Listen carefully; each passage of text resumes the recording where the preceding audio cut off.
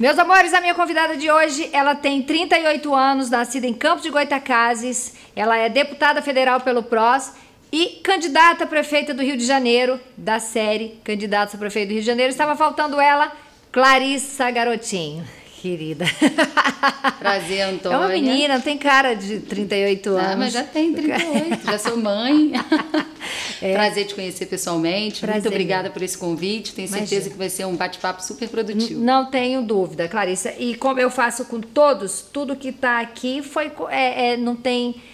Eu digo que é infelizmente, né? Não tem nada que ninguém não saiba, não tenha lido em algum lugar. E eu acho que o meu papel aqui é trazer vocês para esclarecer, né? Coisas que, ao meu ver, atrapalharia no momento do voto, né? Porque eu me coloco aqui no lugar de eleitora. Porque até por não conhecer esse labirinto, né, da política que a gente acha que sabe, as pessoas vivem de muito achismo, né, e comentam e discutem, mas eu acho que na verdade a gente não sabe nada. Nós, eleitores, não sabemos o que acontece lá nos meandros da coisa mesmo.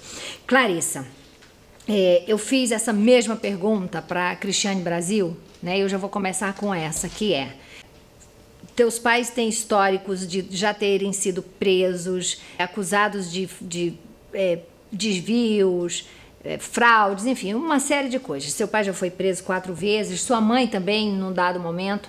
Então, assim, a pergunta é, você vendo, trazendo esse legado dos pais, né, não acaba respingando em você na hora de disputar uma prefeitura do Rio de Janeiro, ou qualquer que seja o cargo? Eu acho, Antônia, assim, esse tema ele foi um processo muito traumático para toda a nossa família, esse momento, né, que os meus pais viveram. Mas o que eu costumo dizer é o seguinte: as pessoas conhecem o Garotinho, conhecem a Rosinha de ouvir falar. Eu não, eu cresci dentro de casa, eu conheço o que os meus olhos veem. Sim. Então, para mim, família é uma coisa sagrada. Jamais, né, eu vou apunhalar meus pais, porque isso pode me trazer algum tipo de benefício, né? Como já vi outros filhos de políticos fazerem. Não faz sentido. E tem mais, assim, eu tô dentro de casa, né? Hoje não, porque eu tenho a minha família, mas cresci ali, cresci naquele ambiente. Em nenhum momento, né, o Garotinho e a Rosinha foram presos pela Lava Jato. Nem essa operação agora que afastou o Witzel, né? O nome dela é Tris in idem, né? Em latim, os 3 iguais, se referindo a Cabral, Pezão e Witzel, né, que praticaram atos muito semelhantes, não incluiu a Rosinha e o Garotinho. As prisões do Garotinho, elas partiram da Justiça de Campos por nenhum ato praticado por eles, né, no governo do estado, e sim pelo que a gente chama de uma perseguição política, porque o meu pai, ele foi até muito corajoso. Ele denunciou à Procuradoria-Geral da República mais de 150 políticos, agentes públicos, empresários. Isso tem consequência. Quando todo mundo, né, apoiava o Sérgio Cabral e achava que ele era salvação para o Rio de Janeiro, o Garotinho, através do blog dele, parecia uma voz pregando no deserto, quando ele mostrava tudo de errado que estava acontecendo no Rio, e ele dizia: o Sérgio Cabral vai ser preso. E foram essas denúncias... Falava Antônia, sozinho, falava sozinho, ninguém mais falava. Estava no auge da UPP, todo mundo aplaudindo o Sérgio Cabral, e ele dizia: isso não vai terminar bem. E o que acontece? As denúncias que ele fez, se você olha as operações da Lava Jato, é tudo igual. Até as fotos que ele coloca na denúncia são fotos que depois estão dentro dos processos da Lava Jato. Na verdade, ele ajudou a montar todo o processo da Lava Jato, porque foi mais fácil, né, do que fazer em qualquer outro estado, porque tinha uma denúncia ali que já tinha tudo. Então você tem coisas ali que foram, inclusive, até copiadas e recortadas de dentro da denúncia dele. E nessas denúncias ele entregou o Sérgio Cabral, o Pezão, ele denunciou desembargadores muito poderosos no estado do Rio de Janeiro, o chefe do Ministério Público Estadual, o chefe da Assembleia Legislativa, né, o presidente, os 2 últimos presidentes, e todos eles acabaram presos. Onde é que estava, né, a Justiça? Onde é que estava o Ministério Público, que não viu nada que aconteceu no Rio de Janeiro durante a era do Sérgio Cabral? Se você não tivesse ali um conchavo com pessoas dentro de todas essas instituições, Sérgio Cabral já tinha sido preso muito tempo antes. Agora, se você protocola uma denúncia crime, Você dá o nome, você aponta as contas, você coloca fotos, você dá dados ali que comprovam tudo. Você acha que você não vai sofrer nenhum tipo de represália? Agora, tem que fazer uma diferenciação, né? O garotinho foi preso, foi solto, foi preso, foi solto, foi preso, foi solto e está solto e está em liberdade. Ele não está nem em prisão domiciliar, ele está livre, tanto ele quanto a minha mãe. Os dois. Não tem ninguém na prisão e nem em prisão domiciliar. Por quê? Porque não tinha nada de concreto. E não tem. A nossa vida, a vida da nossa família foi vasculhada de cabeça para baixo. Você pode não gostar do garotinho, mas se ele roubou, onde é que está esse dinheiro? Porque a riqueza, se você rouba, ela tem que se materializar. Ele apontou onde estavam as 2 mansões do Sérgio Cabral. Ele apontou onde estavam as contas no exterior, onde estavam as fazendas do Pisciani. Tudo foi apontado. E tá aí os sinais exteriores de riqueza. Agora, o meu pai mora de aluguel no Rio de Janeiro. A única casa que ele tem é a casa que ele herdou do avô e comprou a parte dos irmãos em Campos dos Goitacazes, onde nós nascemos. Não tem nenhum sinal exterior de riqueza. Ele trabalha, ele faz programa de rádio em 2 rádios diferentes. Minha mãe faz doce, né, vende para fora, me ajuda também, né, nas questões partidárias. Os 2 trabalham, né, são 2 ex-governadores que trabalham e que se sustentam e que têm uma vida muito modesta. Então, eu preciso defender.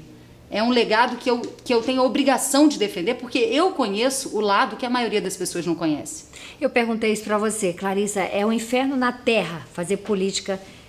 Não acredito que seja nesse país, não, no mundo, né? Política sempre foi política. Você vê na Netflix, você vê filmes. Eu tô ainda assistindo Maria Madalena. Você vê que tudo é política, né? Você vê que tudo termina na política. É um inferno na terra. Você é por admiração dos seus pais ou já nasceu, tá na veia? Você tem explicação para você querer isso para você, principalmente no Rio de Janeiro, que eu acho que a política mais violenta é a do Rio de Janeiro? Eu acho que tudo no Rio de Janeiro é mais violento, sabe? Em todos os sentidos. Antônio, eu cresci nisso, né? Assim, desde pequena, minha mãe disse que quando eu tinha 4 anos de idade, uma vez ela foi me buscar na escola, meu pai era candidato a deputado estadual, e quando ela chegou, eu estava em cima de um banquinho, falando para os meus amiguinhos na escola: meu pai é o garotinho do rádio, ele é candidato a deputado estadual, pede pro seu pai votar no meu pai. Olha. Com 11, 12 anos eu estava em cima de palanque, participando de comício, participando de reunião partidária. Então eu cresci nisso. Tá na veia. E eu acho que quando você cresce, você vai vendo que a política, ela tem um lado muito ruim, mas ela tem um lado muito bom. Porque, principalmente quando você está no executivo, se você tem o poder, né, de ajudar a transformar uma cidade, de ajudar a transformar a vida das pessoas. Então, quando eu vejo, por exemplo, uma pessoa que morava num lixão e que ganhou uma casa popular, né, essa pessoa ganhou uma dignidade. Eu estava presente quando essa mulher disse: olha, antes eu não conseguia nem emprego, porque a primeira pergunta que me faziam era: onde você mora? Eu não tinha nem endereço. Eu morava no lixão. Meu Deus. Quando você vê, por exemplo, pessoas, né, que vão ao restaurante popular e ali conseguem comer por R$2, antigamente era 1, hoje é 2, e a pessoa diz: essa é a única refeição que eu faço no dia. Então a política, ela tem um lado muito bonito, porque se feita para o bem, ela ajuda a transformar a vida das pessoas. E eu acho que foi isso sempre que me motivou, né? Eu caminhava junto, eu via as coisas. É verdade também que depois de tudo que a gente viveu, me deu um certo desânimo. Eu cheguei até a pensar em desistir, né? Eu estava no meio da minha campanha, foi um pouco antes da minha campanha de deputada federal. Mas, sabe, depois eu pensei, se a gente desiste, a gente vai permitir que sempre os que querem adotar as mesmas práticas que a gente combate permaneçam no poder. Claro. Então, a política, né, é como a gente aprende, né? O pior analfabeto é o analfabeto político. Porque ele não sabe que todas as decisões da vida dele passam pela política. Eu bato nessa tecla aqui, mas falar em analfabeto, uma coisa também que me chama a atenção e que é preciso mudar é que no Congresso está cheio de analfabeto. Eu lembro que na época do CQC, o pessoal ficava na porta perguntando, e tinha senadores, não é só deputados, deputados e senadores. A Assembleia... A pauta hoje foi o quê? Do que vocês falaram? A reunião que estava lá, o pau quebrando, era sobre o quê? Era sobre E ninguém sabia dizer o que eles estavam fazendo lá dentro. E não era porque não queriam dizer, não. Eles não sabiam mesmo. Eu acho que eles iam ali só bater ponto, sabe? Para serem vistos que estão ali, mas só estão pensando no salário deles ou na roubalheira que eles cometem. É uma loucura. Eu acho que a política não é diferente de nenhum outro ambiente, né? Assim, existe muita coisa errada na política, mas também existe muita gente séria na política. Assim como um bom policial também tem o mau policial, o bom médico também tem o mau médico. Mas eu acho, Clarissa, me corrija. O problema é que os maus exemplos é que sempre se sobressaem, né? Sim, porque fazer o certo é normal, né? As pessoas, porque vai chamar a atenção que é ruim. Eu vi também, Clarice, que você comemorou a queda do Witzel, né, vamos dizer assim, o Witzel ter sido expurgado, né, do cargo, vamos dizer assim, de governador. E você comemorando, aí embaixo no Twitter eu vi umas pessoas falando assim, você comemora a saída do Witzel, causou uma estranheza. Aí primeiro eu não entendi, é porque você era a favor do Witzel? Não, é porque eu sou contra o grupo do Sérgio Cabral, entendo que o Eduardo Paes é parte desse grupo. Então, no segundo turno das eleições, como só sobraram os dois, eu acabei votando no Witzel. Mas eu não sou do grupo político do Witzel, eu não participo do grupo dele. E essa não foi uma comemoração, mas eu acho que todo mundo que errou tem que pagar pelos seus erros. Claro. E no caso do Witzel, eu acho que ainda tem, sabe, um perfil muito... uma tragédia muito grande, porque no meio de uma pandemia, com as pessoas morrendo, e você utilizar, né, o caos que se instalou na saúde para desviar recursos. Não faz sentido. Toda a corrupção é inaceitável, mas isso aí é quase que um crime hediondo. No momento que a população está sofrendo tanto, usar esse momento para desviar recursos públicos. E o Rio já estava no CTI, E tem mais um fator em relação a ele, né? Ele é juiz, ele traiu a confiança da população, porque a população elegeu o Witzel achando que, bom, pelo menos é um juiz, né? É alguém que veio de fora do mundo da política. E eu acho que o que aconteceu com ele mostra exatamente que não é necessariamente estar fora da política, né? Não é nisso que está a solução. Eu acho que nunca teve uma ascensão e queda tão meteórica como a do Witzel. Era um ilustre desconhecido que do nada virou governador e que de repente foi afastado. Então, eu acho que o fato dele estar, sabe, protegido pela imagem de uma toga, sim, ele enganou a população, mostrando que ele seria diferente. Isso é terrível.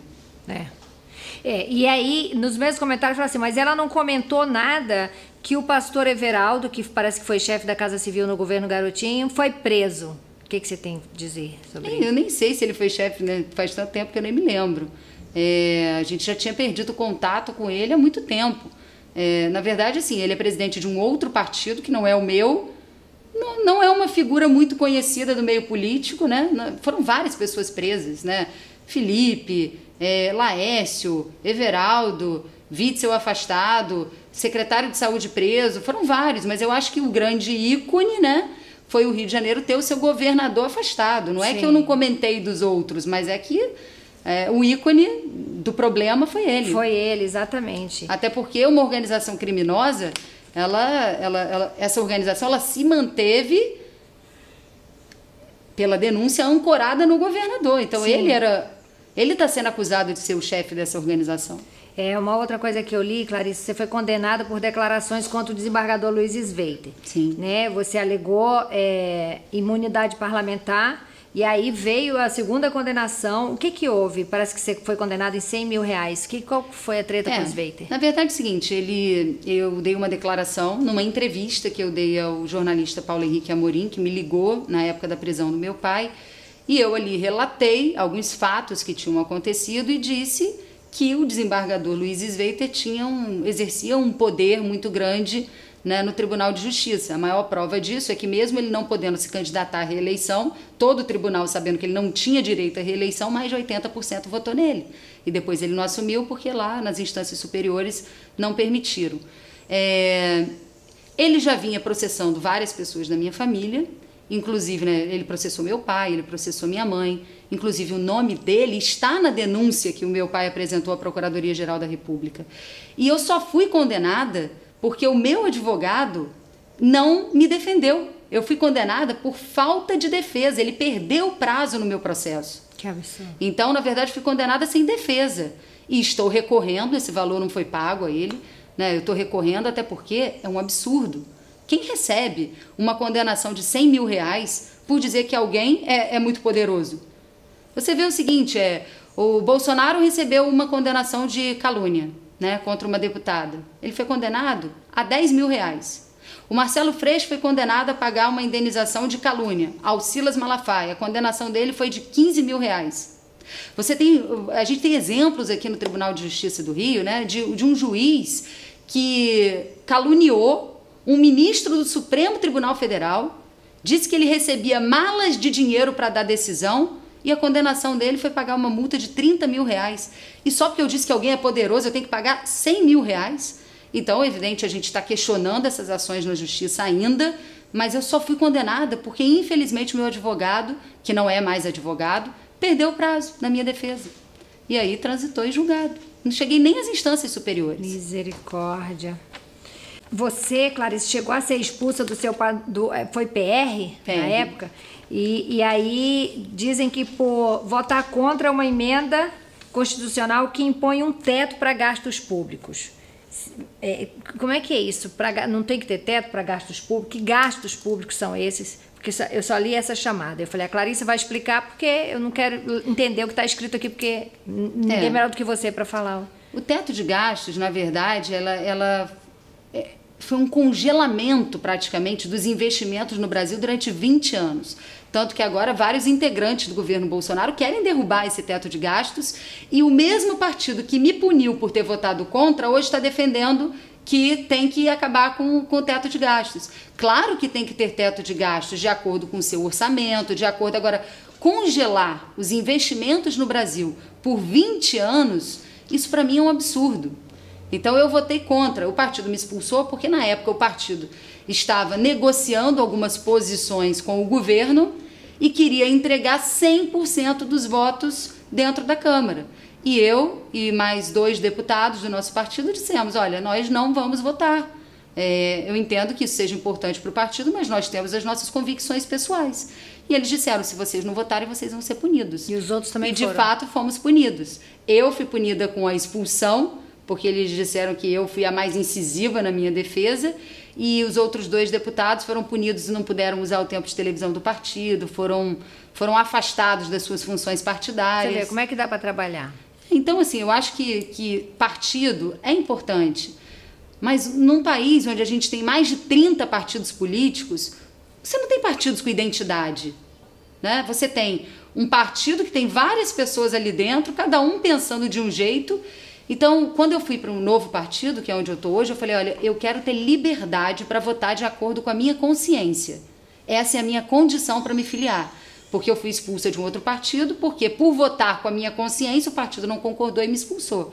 E eu recebi essa sinalização do PROS, que é o partido que eu estou hoje, olha, venha e nós vamos te dar liberdade nas votações para você exercer o seu mandato de acordo com a sua consciência. Eu acho que tem que ser assim. A menos que a gente tivesse partidos políticos muito bem estabelecidos no Brasil. Quando você fala de democracias que você tem 2, 3 partidos, 4, no máximo 5 partidos, está muito claro ali qual é a bandeira que cada um defende. Você se filia num partido que defende as mesmas ideias que você. Mas no Brasil não existe isso. No Brasil está tudo misturado, está tudo embaralhado. Você tem direita, você tem esquerda, você tem centro, você tem tudo dentro do mesmo partido. O Brasil não... O Brasil nada organizado não seria nos partidos políticos. Clarissa, com quem você gostaria de ir para o segundo turno, caso isso aconteça? Se você fosse para o segundo turno, com quem você gostaria de brigar? Temos aí quem? Crivella, Eduardo Paes, Cristiane Brasil, quem mais? Ih, tem muito candidato. Tem muito? Acho que tem uns 11 candidatos. Mas eu acho que eu gostaria de ir com mais uma mulher, porque eu acho que o Rio de Janeiro nunca teve uma mulher prefeita da cidade. E sabe que vai ter um fenômeno muito interessante nessa eleição. Nós vamos ter mais candidatas mulheres do que homens concorrendo à Prefeitura do Rio. Então, quem sabe pela primeira vez não vamos ter uma mulher. Mas quem? Assim, você, Cristiane Brasil... Tem Marta Rocha, tem Renata do PSOL, tem Benedita, tem a juíza Glória Luiza, são muitas mulheres. Tem um time grande. Eu conheço a Glória, mas a Glória estava vindo pelo vídeo, acho que nem vem mais. Mas já se lançou candidata. Já saiu o lançamento da candidatura dela. Meu Deus. Misericórdia. Então você gostaria de ir com uma outra mulher? Porque Quem eu teria seria? tanto faz, Cristiane mas Brasil? tanto faz, mas aí eu teria certeza de que pelo menos uma mulher seria eleita. Eu acho que seria bom para a cidade experimentar um governo de uma mulher. Nunca teve. Sua mãe foi governadora, é isso? Não Primeira foi? governadora Primeira eleita. governadora. É. E teve mais outras governadoras? A Benedita foi? A Benedita foi governadora por um ano só. Meu Deus do céu. E qual é o seu plano de governo, Clarissa? Depende de que área, né? Eu acho que a primeira coisa que a gente tem que fazer na cidade do Rio é recuperar a capacidade de investimento da cidade. Eu anotei tudo aqui, mas aí depois a gente faz um resuminho que eu anotei. Saúde, educação, cultura, segurança pública, aí a gente faz um resuminho, senão é muita coisa. Mas nada né? disso vai ser possível, né, se a gente não recuperar a capacidade de investimento da cidade. O Eduardo Paes, ele transformou a cidade do Rio de Janeiro num canteiro de obras. Ele realmente fez muita obra. O problema é que ele não tinha dinheiro para pagar por essas obras. Então, o que ele fez? Ele foi contraindo muitos empréstimos, endividou a cidade do Rio de Janeiro e fez obras num crediário muito extenso. Ele não podia pagar por essas obras. Então, a gente acabou, né, o governo do Eduardo com uma dívida muito alta. E pode isso? Tipo, eu saio do meu governo e deixo uma dívida a perder de vista. Tanto pode que ele fez, né? Não tem nada que proíba ele de contrair investimentos. O problema é que ele contraiu empréstimos num volume muito alto, com taxas de juros muito altas. Então, se você olhar as agências de risco, né, a Standard & Poor's, por exemplo, que analisa, né, o risco do Rio de Janeiro, a nossa nota de crédito, a nossa capacidade de investimento, no final do primeiro governo do Eduardo, ela era muito boa. E quando acabou o governo do Eduardo, porque principalmente por causa das Olimpíadas, no segundo governo ele pegou muitos empréstimos, saiu com uma nota muito ruim. A gente hoje, a nossa capacidade, inclusive, de contrair crédito é muito baixa porque ele já sobrecarregou com muitos empréstimos a cidade. E se tem uma coisa que o Crivella diz que é verdade, é que ele não teve capacidade de investimento, porque ele está pagando por tudo que o Eduardo Paes fez no passado, o que não justifica o péssimo governo que o Crivella vem fazendo. Porque para muitas coisas você não precisa de muito dinheiro, você precisa ter vontade política, por exemplo, rua mal iluminada, rua esburacada, morador de rua, desordem urbana na cidade. Para resolver essas questões, você não precisa de muito dinheiro. Você precisa ter vontade política, né, para fazer as coisas acontecerem. E o Crivella não foi capaz de cumprir nem o papel de síndico da cidade do Rio. Então não justifica ele jogar todos os problemas da cidade no colo do Eduardo. É verdade que o Eduardo endividou, quebrou a cidade do Rio. Mas também é verdade que o Crivella fez uma gestão fiscal muito ruim e uma gestão administrativa muito ruim, caótica, né? Você tem um grupo de secretários onde ali cada um é um prefeito. Cada um faz o que quer com o orçamento, cada um faz o que quer o dinheiro, você não tem um norte, não tem um programa de governo. E sabe qual é o pior problema? Mas não é porque colocam pessoas que não entendem nada de gestão para administrar uma coisa que dirigir um Rio de Janeiro tem que ser, acima de tudo, técnico?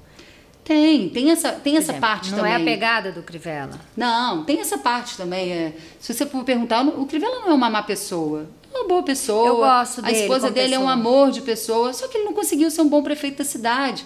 Né? Eu acho que ele misturou o lado dele pessoal, o lado dele religioso, sabe? Colocou isso à frente também dos interesses da cidade, misturou isso com a cultura da cidade, com a economia da cidade. Então eu acho que ele se perdeu, né? Não teve capacidade administrativa e se perdeu, não soube sair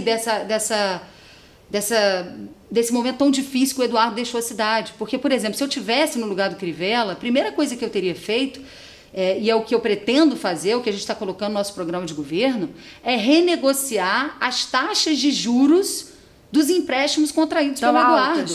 As taxas são muito altas. Se você olhar, ele paga uma taxa média de 6,5% de juros. Se você olhar, as taxas de mercado estão em torno de 2%.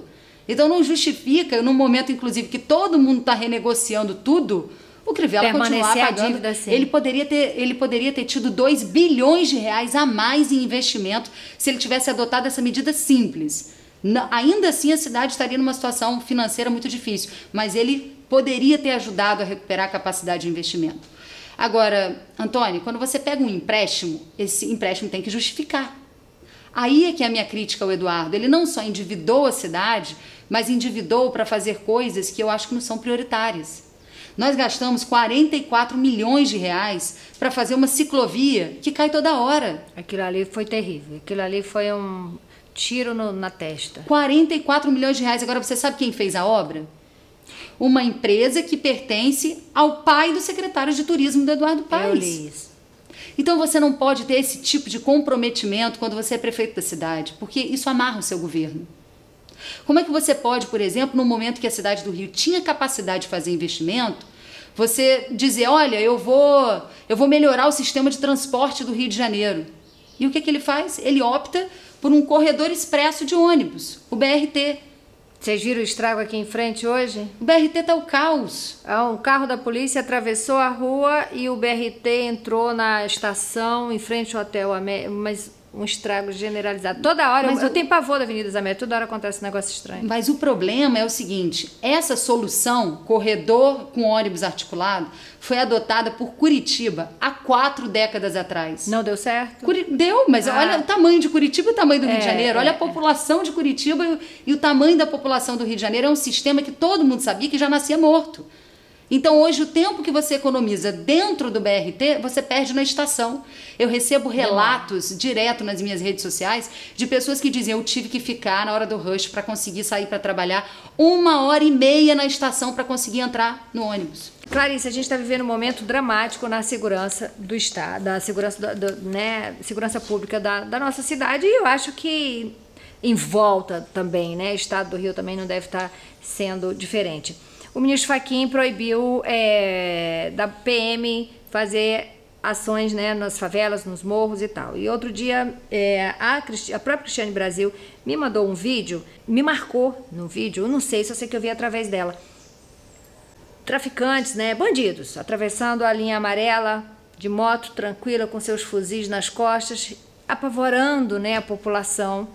E eu tenho um grupo que nele tem polícia, tem bombeiro, tem médico, tem pessoas até que trabalham na prefeitura, então as coisas vão acontecendo e eles vão jogando lá. Fim de semana passado, simultâneo, acontecia assalto no Maitá, em Copacabana, na Lagoa e mais uns 3 pontos. Coisas terríveis acontecendo. E aí você fala, meu Deus, eu não vou sair de casa e o meu mais velho também não vai nem na padaria que eu não vou deixar. E você fica apavorada dentro de casa, num dos metros quadrados mais caros do mundo.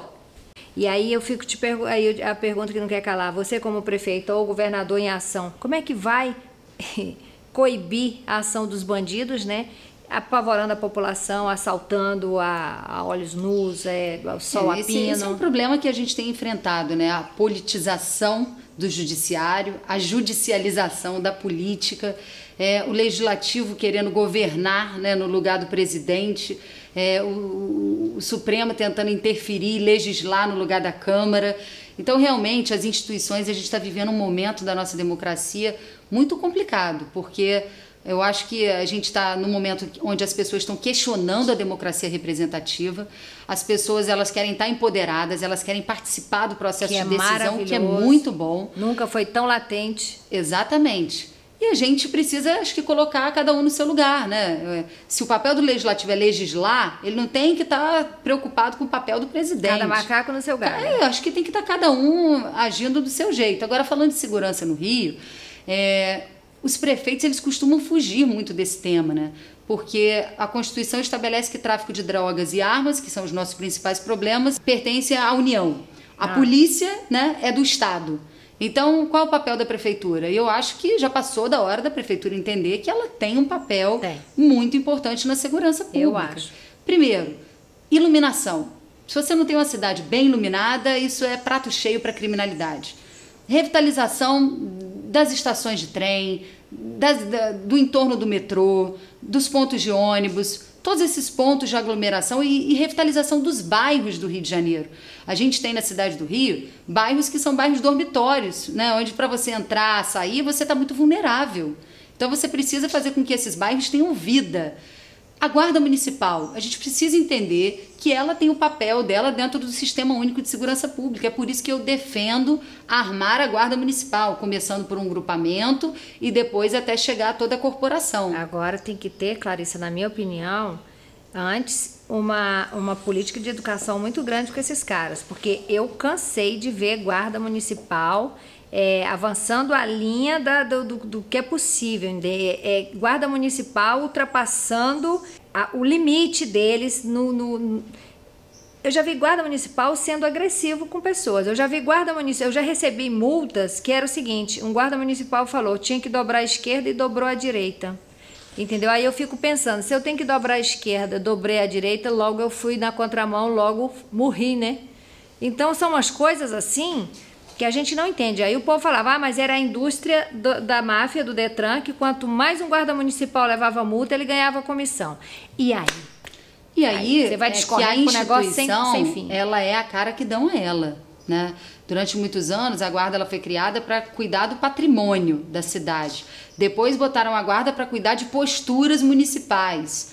Então, tudo depende de quem está à frente da instituição e do que você vai passar para quem está na rua. Para as pessoas que estão ali no dia a dia na ponta, né? Então, eu acho que o guarda, ele precisa de um treinamento. Sim, hoje ele não manuseia armas de fogo. Então, não é da noite para o dia que isso vai acontecer.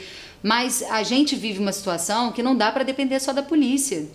As pessoas, né, são assaltadas em plena luz do dia. Sim. Então, nós precisamos que os guardas, né, parem de apenas cuidar de posturas municipais, até porque as posturas municipais elas têm que ter uma posição muito mais educativa do que punitiva. Exatamente. E aí entra no que você falou, né, da questão da indústria, da multa, essa máfia, né, que durante muito tempo tomou conta da cidade do Rio. A abordagem deles geralmente são abordagens violentas. Sim. Agora, você tinha uma pessoa que tomava conta da guarda municipal que agia como uma antiga Sandra Cavalcante, só que era um homem, então estava de calça comprida, né? O negócio era botar a guarda para bater nas pessoas, para, né? Vou tirar o camelô da rua batendo no camelô. Não é assim que funciona. Então, você tem que ter pessoas à frente da instituição que direcionem a instituição. Isso vale para guarda, isso vale para polícia, isso vale para... Vale para todo mundo. Vale para todo mundo. Vale para todo mundo. A nossa cultura, no geral, né? Eu vejo que é um problema do nosso país. Ela está abandonada, ao meu ver. E o Rio de Janeiro perdeu o glamour dele por uma série de razões. E eu acho que uma delas é a falta de investimento na cultura. Nós tínhamos Festival do Rio, eu lembro de uma época que a gente era Free Jazz Festival, era Festival do Rio, era Rock in Rio, era os teatros lotados, vinham grandes óperas para o municipal, vinham grandes companhias de teatro. Acabou. O Rio de Janeiro era uma cidade iluminada nesse sentido, funcionava a cultura, que ao meu ver é o berço de qualquer coisa. A gente sem cultura, a gente não é nada, entendeu? E às vezes num filme, você sai de lá com uma ideia que se você tivesse estudado 3 anos, você não teria, sabe, dependendo da mensagem que você foi ali ver, uma peça de teatro pode mudar a vida de uma pessoa, entendeu? E a gente não tem mais isso. Você tem planos para trazer a cultura e esse glamour de volta para o Rio de Janeiro que foi perdido e que eu não sei se um dia eu vou ter o prazer de ver de volta. Acho que não só a cultura, né, Antônia? O que a gente vê no Rio de Janeiro é que a cidade ela se supera sozinha, né? A cidade do Rio ela tem tanto potencial que, apesar dos governantes, apesar da falta de investimento, ela está sempre se superando sozinha. Mas até quando a gente vai sobreviver desse jeito? Não, né? vai, caminhando, você vê. A gente precisa realmente entender quais são as vocações da cidade. O Rio de Janeiro é vocacionado para o turismo, é vocacionado para a cultura, Sim. é vocacionado para o esporte. E a gente tem que pegar essas indústrias, né? Porque além disso tudo tem um componente social muito importante. Também é uma indústria que movimenta muito a nossa economia e trabalhar isso efetivamente como política de Estado, né? E hoje a gente não tem isso. Quando a gente tem um prefeito que quer acabar com o carnaval por uma convicção pessoal, isso mostra quão mal nós estamos, né? O prefeito não precisa estar no meio da avenida sambando, ele não é obrigado a isso. Mas aí o governador de São Paulo deixa, né, o seu estado e vem ao Rio de Janeiro prestigiar um evento popular e o prefeito não está lá para recepcionar? Querer acabar com uma festa popular como essa, que além de movimentar a nossa economia, tem toda uma cadeia de empregos em volta disso. São costureiras que trabalham durante um ano inteiro, eletricistas, alegoristas, aderecistas. Quantas pessoas vivem do carnaval? Esse é o seu trabalho. Então, quer dizer, é tirar o trabalho, é tirar a renda de várias famílias, né, na cidade do Rio de Janeiro. Então, uma falta de compreensão das coisas que é muito ruim. Eu acho que a gente precisa trabalhar em dois aspectos. Primeiro, estabelecer um verdadeiro calendário de turismo para a cidade do Rio. Porque fizeram um escrito de janeiro a janeiro, que ele é bonitinho no papel, na prática não existe, não funciona. E a gente parece que, olha, eu me lembro que quando eu fui secretária, a gente começou um projeto para trazer para cá uma edição do 50 Best, né, que é um evento de gastronomia, viriam 500 chefes de cozinha do mundo inteiro, uma revista inglesa que ia fazer toda a cobertura, divulgar o Rio de Janeiro na Europa toda. Os ingleses vieram, fizeram todo o mapeamento, visitaram os locais, fizeram tudo, assinamos a carta de intenção, depois o Crivella achou que isso não era importante. E aí você vai em países aqui na América Latina e você vai lá, senta e janta num restaurante que quando você entra tá lá um selo, 50 Best. Isso é uma coisa muito bacana. Você tem vários restaurantes cariocas, né, brigando para estar dentro dessa lista. Seria a primeira vez que a gente ia sediar um evento assim na América Latina, mas ele não achou que era importante. Então, a gente precisa de um calendário de eventos que a gente atua em duas frentes, tanto mapeando internacionalmente o que a gente pode atrair para a nossa cidade, como pensando de que forma a gente pode desenvolver outros eventos, porque os dois maiores eventos do nosso calendário são eventos nossos, a gente não copiou, a gente não trouxe de fora. O Carnaval e o Réveillon foram desenvolvidos aqui. E hoje são os dois maiores eventos do nosso calendário, a gente não pode criar outros eventos. Eu acredito muito no potencial criativo, né, das pessoas na cidade do Rio de Janeiro. E o outro aspecto é trabalhar na desburocratização. A burocracia para se fazer um evento no Rio de Janeiro é imensa. Para você ter uma ideia, Antônia, é mais fácil fazer o Rock in Rio em Lisboa do que fazer no Rio de Janeiro. Eu sei. Porque lá você precisa recorrer a 4 órgãos, aqui você precisa recorrer a 40. Eu sei. Então é lamentável isso. Se você vai para São Paulo fazer um evento, lá você paga, né, por quem efetivamente foi ao evento. Aqui você tem que pagar antes por estimativa. Olha, você vê.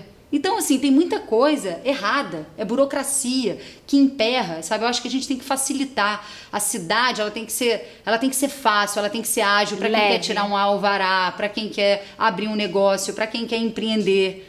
Os processos não são nem digitalizados. Você imagina o seguinte, eu preciso resolver uma coisa na prefeitura. Você já passa 2 dias com dor de cabeça, porque você sabe que você vai chegar lá, vai enfrentar fila, vai ser um sufoco, até acharem o seu processo, aí ele não está digitalizado, até você ter uma resposta, ninguém aguenta isso. Mas aí você vê um monte de gente trabalhando na informalidade, né, na clandestinidade, porque desiste de trabalhar honestamente, né, de correr pelo certo. Você sente que volta e meia você sofre represália por os oponentes que nem são seus, mas dos teus pais, assim, que tem ranço dos teus pais e te penalizam por isso? Lá em Brasília tem muito isso? Você sente? Lá em Brasília bem menos, mas aqui no Rio eu me lembro que quando eu fui deputada estadual, eu cheguei na Assembleia e aí o assessor da deputada Cidinha Campos disse para mim: não pensa que você vai ter vida fácil aqui dentro, que nós vamos te dificultar o máximo que a gente puder. Eu falei, gente, eu acabei de chegar. Então ela olhou para mim e viu meu pai. Sabe, às vezes as pessoas têm umas coisas sem sentido. Gente, olha, quase 50 minutos de conversa aqui com a Clarissa, uma conversa bem bacana. E agora a gente vai pro nosso bate-bola. Você tem um medo? De avião. Na verdade, era um medo que eu não tinha. Eu passei a ter esse medo depois que eu virei mãe. E assim, eu viajava direto, né? Porque eu trabalho em Brasília. E antes eu ia sem problema nenhum. Depois que eu virei mãe, eu comecei a ter medo. O que você não faria nem fudendo? Se alguém viesse te fazer uma proposta política e que fosse muito bom, mas seria imoral. O que você não faria nem fudendo? Ser secretária do Crivella de novo. Você foi secretária dele? Fui, no primeiro ano da gestão. Na lata. Manda um na lata aí pros seus eleitores, pros meus seguidores. Gente, falta o quê pro Eduardo Paes ser punido? Tá lá, né? Tá no STF, respondendo na Lava Jato, por unanimidade.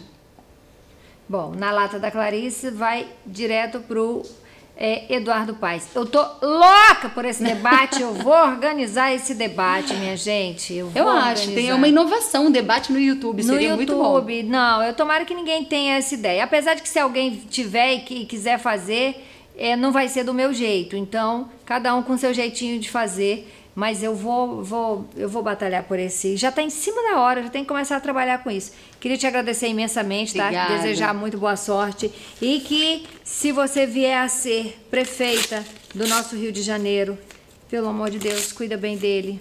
Porque o carioca tá já Sabe assim, a cena final do Titanic, só com a cabeça para fora, já quase morrendo. Se não for os que vão morrer congelados, vão morrer afogado ou sem fôlego, porque eu acho o carioca tá assim, já sem força para nada.